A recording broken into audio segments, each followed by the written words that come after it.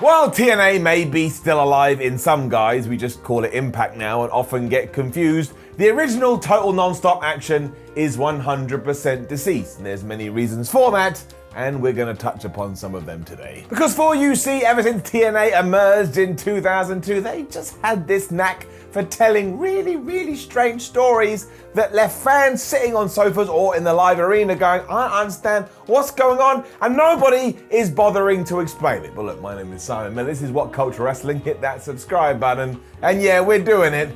It's the 10 weirdest storylines in TNA ever. Number 10, Black Machismo. Jay Lethal was with TNA for 6 years. He was one of their standout performers and in many ways made his name within the company. The problem was, he was never really allowed to stand on his own 2 feet. And one of the reasons for that was because of ideas like this. Kevin Nash heard Jay Lethal doing his Macho Man impression backstage and went, hey, you should go out and do that on television. Also, you should do it every single time we do have a show. So that's what he did. He became Black Machismo, and the rest is history. And don't get me wrong, Jay was amazing at this. It was a joy to watch and fans loved it. But you've got to remember what the overarching story here was. Kevin Nash was all like, oh, the X Division is a pile of crap. Who would watch the X Division? Bunch of spot monkeys. And then one of those spot monkeys became the Macho Man, Randy Savage. That is actually what they were saying at the time. Somebody explain that to me. I also don't get why anybody within TNA would be happy for one of their signed employees to walk out there on their flagship program, get a microphone and go, ha ha, this place sucks. Beggars belief. Number 9, Hunting for Willow. In 2014, Jeff Hardy was bored of being Jeff Hardy, so went back to being Willow the Wisp, a character he had created in his own Omega promotion when he was a kid.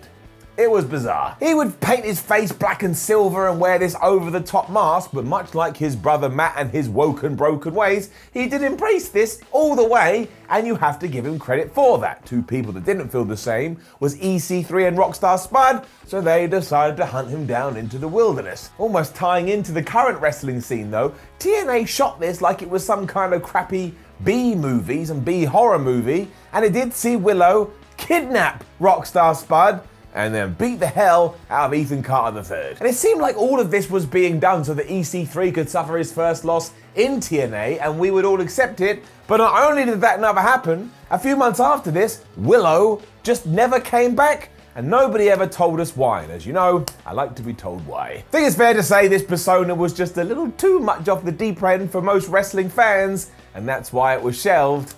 But I bet we see it one day again. Number 8, the kidnapping of Samoa Joe. Another kidnapping, and this one is almost famous and kind of sums up that TNA never really understood what they had in Samoa Joe. I know he had world title runs, and I know when he did arrive in the company in 2005, he was somewhat of a big deal, but by 2010-11, he was doing stuff like this. Because at the turn of the decade, Samoa had cooled off a little bit, so Vince Russo, who was writing for TNA at the time, came up with this grand idea, hey Joe, what's gonna happen is a bunch of dudes in hoods are going to grab you, put you in a van, and you're going to be abducted. We even saw a video on Impact of Samoa Joe being in captivity, and then from nowhere, it just stopped. Honestly, it just ended. Every single fan was like, well, where'd the ninjas go? And also, who were the ninjas? Who was in control of the ninjas? And TNA just turned around and went, stop asking questions, just pretend it didn't happen. It really hurt Joe because people could never get past this, and almost 10 years later, I still ain't over it. Number 7, Eric Young is the champ. I like Eric Young, I think he's really good, and when he was a part of Team Canada, I thought that was when he was at his wrestling peak. In 2014 though,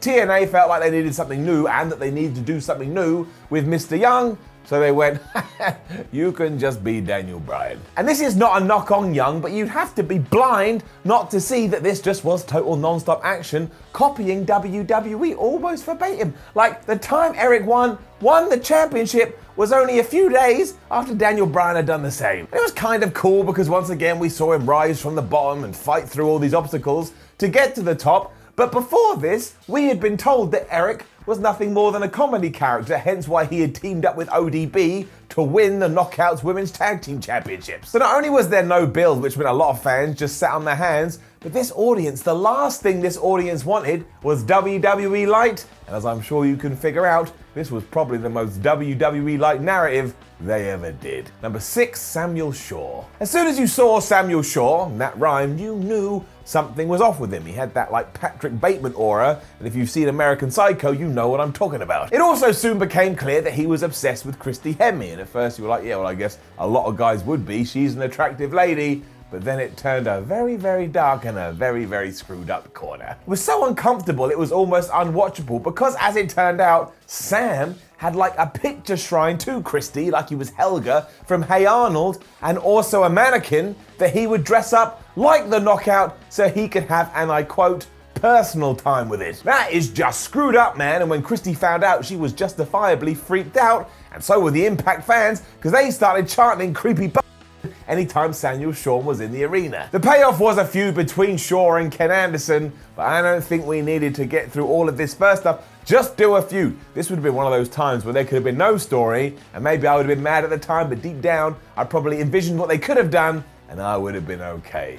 This was flubbed up. Number 5, the Johnsons. Dick jokes, sweet. That was TNA in 2002 when Mike and Todd Shane decided, oh, finally, we're gonna get our big break in the wrestling industry by dressing up like a couple of penises, and I mean that literally. For starters, look at them. They are wearing skin-tight latex outfits, and they called themselves Dick and Rod. I mean, honestly, who thought this was a good idea, and how did it even get out of the writer's room? TNA was also basically being led by Jeff Jarrett at this point, who was as old school as they come. I can't understand how this was able to sneak out. But it summed up TNA in the early days and left much of the audience to go, oh, let me check out this new wrestling program. Okay, there's a couple of penises, I'm turning it off. Number 4, Black Rain. Vince Russo often seemed to treat TNA like his personal playground and also go back to ideas that he had tried before in WCW and assumed that he could try them again, but this time, because of magic and wizardry, they would work. One of these was Dustin Rhodes' Black Rain, which seemed very, very similar to Seven, who, yes, had been in World Championship Wrestling, and much like then,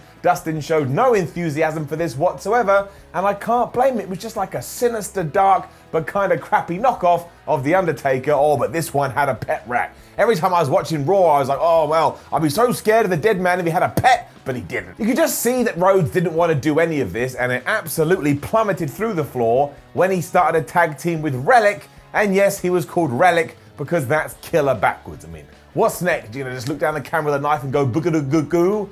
Not scary. Thankfully, this was all over quite quickly, but if I ever get to talk to Vince Russo, I'm just gonna ask, what were you thinking? You tried once, it didn't work.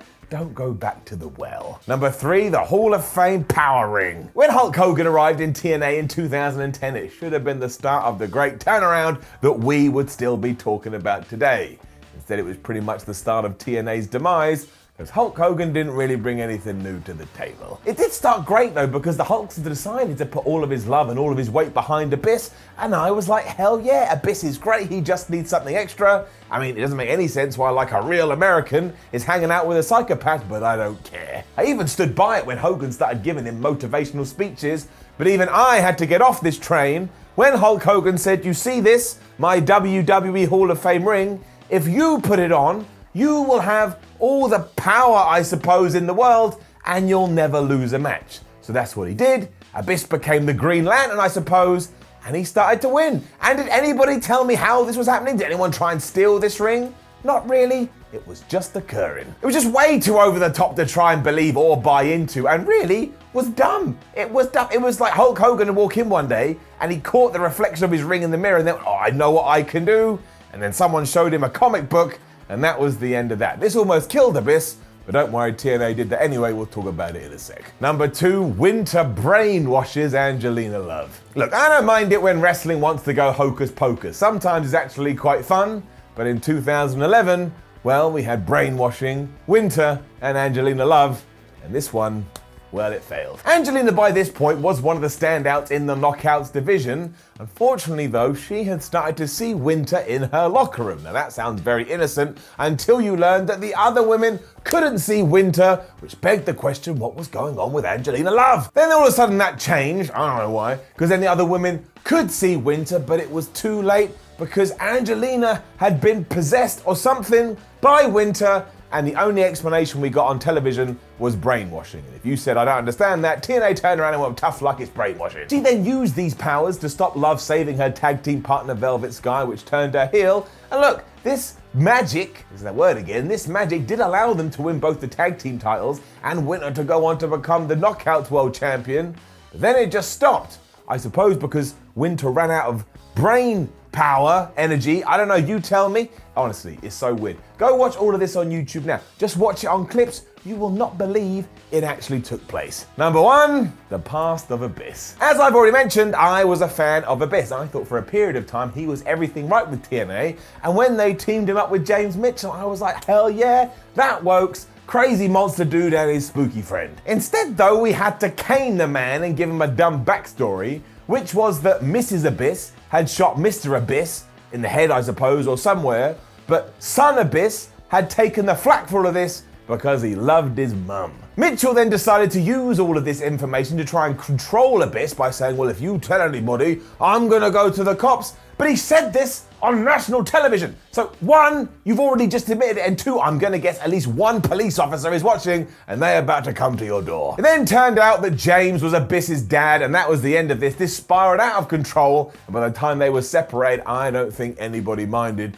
It was the right thing to do. Why couldn't have Abyss just been a cool destroyer guy instead of a soap opera character? Damn you, TNA. Now, don't forget to leave a comment below and let us know about other TNA weird storylines. I know, Claire Lynch, you're already writing it. Like the video, share the video, subscribe to What Culture Wrestling. Head over to whatculture.com where you can read articles like this. Follow What Culture on Twitter, What Culture WWE, and watch more videos here on What Culture Wrestling. My name is Simon from What Culture. Thank you very much for watching, and I will say this. I had a really good time remembering all of these events. I mean, they suck and they're bad, but they kind of made me happy, especially Black Machismo. That's how I will leave you today. Go and Google, YouTube, Black Machismo, Jay Lethal. What a flipping great Macho Man impression that was.